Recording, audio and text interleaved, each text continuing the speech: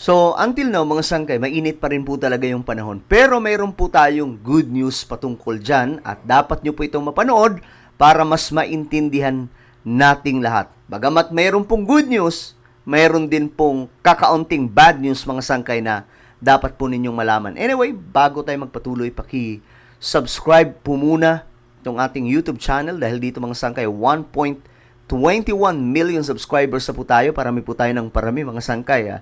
Talagang hindi na pumapigilan yung mga solid sangkay na dumadami ngayon dito sa YouTube at nanonood po sa bawat ina-update natin ng mga pandaigdigang balita at informative vlog. So ngayon nga, mga sangkay, 1.21 million subscribers na po tayo. Paki-subscribe po yung ating YouTube channel, i-click nyo rin po yung bell at i-click nyo rin po yung all. Sa mga nanonood po sa Facebook, syempre, huwag nyo pong kailimutan na i-follow ang ating Facebook page. Okay ba yon? Ngayon, ito na mga sangkay, pag-usapan po natin ito.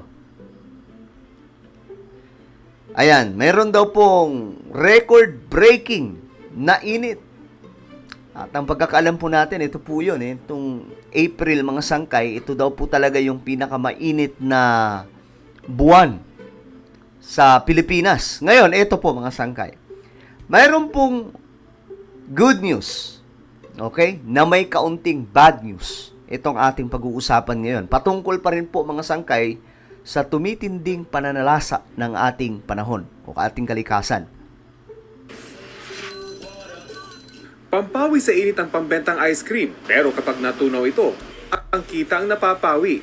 3,000 pesos ang lugi kay Cristino na mag-brownout sa kanila noong nakarang linggo na tumunaw sa kanya mga paninda. Okay.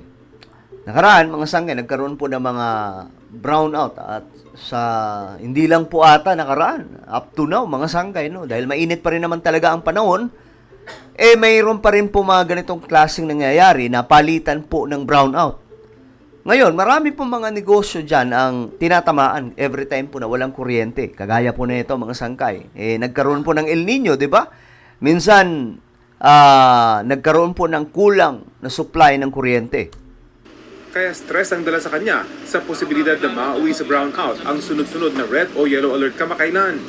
Sana wala nang mga ganun, mga brownout, alert na yan para tuloy-tuloy ang negosyo. Sabi ng Department of Energy, kung mangyayari ang forecast na pag-asa na pababa na ang temperatura sa bansa, posibleng the worst is over na rin sa power supply. Oh, yan po yung good news, mga sangkay. No? Kung talagang tama yung sinasabi ng pag-asa ng mga eksperto patungkol po sa kalagayan ng ating panahon, kung tatama yung kanilang sinasabi, okay na. Magiging maayos na ulit ang supply ng kuryente. So, bababa na ulit ang demand ng energy supply, mga sangkay. Kasi alam nyo, kapag mainit ang panahon, pinapa-under halos lahat, di ba? Electric fan. Kung marami kayo sa inyong kabahayan, minsan, sobrang dami din ng electric fan na ginagamit. So, ang konsumo ng kuryente, malala. Ngayon, may aircon pa, mga sangkay, di ba? Yung iba, kapag malamig ang panahon, o kaya tag-ulan, hindi po nila pinapaandar ang aircon para na rin po makapag-save ng kuryente at hindi po malaki yung kanilang babayaran. Pero, mga sangkay, nung tag-init, itong El Nino, until now naman, mga sangkay, may El Nino pa rin. Talagang bukas lahat ng aircon. No choice sila. May mga nakakausap nga ako. Sabi nila, dire-diretso daw po. 5 days, nakabukas yung aircon. Ganun po katindi itong init ng panahon na nararanasan. At tandaan po natin, hindi lamang po ito sa Pilipinas, kundi buong Asia nakakaranas nito. Pero yung iba, mga sangkay, gaya po ng Africa, kontinente ng Europe, mga sangkay, baha naman po ang nararanasan nila ng matinding mga pag-ulan. Pero ito, tuloy po natin. If there will be no more increase in temperatures, So, kung hindi na daw po tataas ang init pa ng panahon, then most likely na breach na natin yung peak demand projection and pababa na yung trend natin.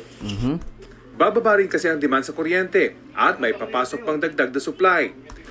Pero sabi ng DOE, kailangan ng mga dagdag na planta para hindi pa ulit-ulit ang mga problema sa kuryente tuwing tag-init. Ayon sa totoo yun, mga sangkay, di ba? Kulang po tayo sa mga planta eh. Kaya kulang po yung supply ng kuryente. Nagkukulang. ito po ang mga sangkay, ito po yun rin yung kahalagahan ng pagpapapasok ng mga dayuhang negosyante dito sa Pilipinas at makakatulong din po talaga sila. Kung meron pong negosyante na pwede magpatayo ng planta para po sa energy supply sa Pilipinas, sa mga dayuhan, mga sangkay, pwede. Nang sa ganun, hindi po tayo problema katulad po nito. 'Di ba? Halimbawa na lamang po natin sa Metro Manila, Meralco. Ngayon, sila lamang po ang nag-ooperate, mga sangkay, kaya ang nangyayari, nahihirapan po sa supply ng kuryente, kagaya po ng panahon ngayon, El Nino. At maliban dyan, ang taas po ng singil sa kuryente. 'Di ba? Marami po dito, maaray po. Sabi pa nga po ng ito pa yung bad news, mga sangkay, pero kailangan nyo po itong malaman. Sabi po, ngayong Mayo daw po, mataas ang isisingilin na kuryente, bayarin sa kuryente, sa maraming mga kababayan po natin na gumagamit ng energy supply. Ito po ay dahil sa init ng panahon, masyado pong mataas ang demand, pagdating po sa kuryente. Sa Pag-asa, record-breaking ang buwan ng Abril pagdating sa init ng panahon. Di ba? Record-breaking. Ito nga po yun. Itong buwan na ito, mga sangkay, sobrang init ng panahon itong nakaraang April. Epekto ito ng strong El Nino na nararanasan pa rin ngayon pero humihina na. Nagkaroon na tayo ng mga local thunderstorm activities. So, ibig sabihin, marami na rin tayong mga cloudiness or kaulapan. Kapag merong ganitong maraming cloudiness, lalo na during daytime, dito natin nakikita na posibleng nagkakaroon ng nag-cool down ng ating atmosphere. Yan yung good news, mga sangkay. Pero, mamaya, may may bad news na dapat po natin magandaan. Hindi lang sa Pilipinas record-breaking ang init nitong Abril, kundi buong mundo ayon sa Copernicus Earth Observation Program ng European Union. Grabe, buong mundo. Ito palang April ang pinakamainit, no? Almost 8 on record globally. That's the 11-month. Globally. Ayan po galing po ito mismo sa climate scientist. Hindi po galing kay Sangkay Janjan. Galing po mismo sa mga eksperto pagdating po sa kalagayan ng panahon. Which the temperature has been the warmest on record. Grabe. The same month in all previous year for which we have data.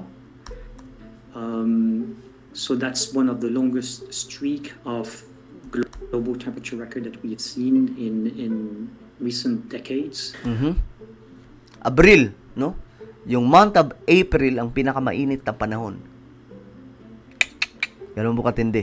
Dahil dito, hindi pa rin maabot-abot ang itinakda ng Paris Agreement na mapababasa ng global average temperature na 1.5 degrees kumpara sa pre-industrial level. At kahit patapos na ang El Nino, nananatiling mataas ang global sea temperature. Okay. So, bagamat bahagya, mga sangkay, syempre may mapapasok na po yung tag-ulan. Sabi pa nga po nila, may La Nina. Pero mainit pa rin po talaga yung panahon. Buong mundo nakakaranas. Dagdag pa ng Copernicus climate scientist, sa bawat degree na nadadagdag sa global warming, dumarami ang extreme weather events. Kaya na lang ng mababagsik na pagbaha sa Brazil kamakailan kung kailan 9 na puna ang nasawi. At matitinding heatwave sa India at Vietnam. Grabe, no?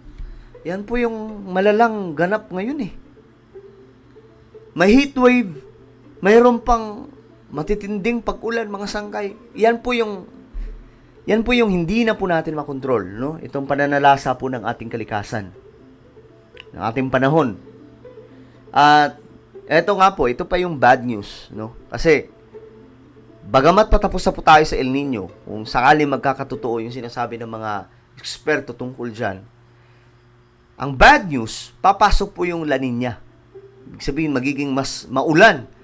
Hindi lamang po basta ulan po yan. Pag sinabi pong La Nina, kung ang El Nino may mga record-breaking na init ng panahon, ang La Nina naman ay pananalasa po ng mga pagbaha, mga matitinding pag-ulan. At mas malaki po ang damage niyan kumpara po sa init lang po ng panahon. Yan po ang bad news, mga sangkay, na dapat po natin pagandaan. Kaya ngayon napapasok na po itong kung papasok man talaga yung tag-ulan na kaagad, dapat po talaga tayo mag-ready. Sa ngayon, hindi na raw magtugma ang mga climate models na ginagamit ng mga climate scientists kung matutuloy ba ang inaasahang La Nina o magiging neutral ito pagkatapos ng El Nino. You see, mga sangkay, yan yung sinasabi po natin na kahit po itong mga scientist, hindi na po magkatugma ang kanilang pag-aaral, ang kanilang mga nakikita tungkol sa kalagayan ng ating panahon. Bakit? Dahil nga po abnormal po ang ating klima ngayon, ang ating panahon ngayon, abnormal. Itong climate change ang dahilan. Impormasyong mahalagang malaman dahil nakasalalay dito kung ano ang kailangan nating paghandaan. Okay, yan po mga sangkay. Ito daw po ay mahalagang impormasyon. Nakasalalay dito mga sangkay kung ano po yung mga bagay na dapat po tayo ay maging handa. So ano po ang inyong komento mga sangkay? Ito daw pong April ang record-breaking, not just in our country, pero globally po ito. Sobrang init ng panahon. Subalit ang bad news, papasok po tayo sa tag-ulan. At La Nina po yan. Malala po yan. Hindi po basta ulan lamang po yan. Kaya wag po tayong pakasaya kaagad, pakampante. Ang mahalaga po, manalangin po tayo mga sangkay na iligtas ang bawat pamilya po natin sa anumang sakuna na paparating sa ating mundo o sa ating bansa. So, mayroon po akong Facebook, YouTube channel, Sangkay Revelation. Hanapin niyo po ito sa YouTube, mga sangkay. Pakisubscribe, i-click ang bell, at i-click niyo po yung all. So, ako na po yung magpapaalam. Mag-iingat po ang lahat. God bless everyone.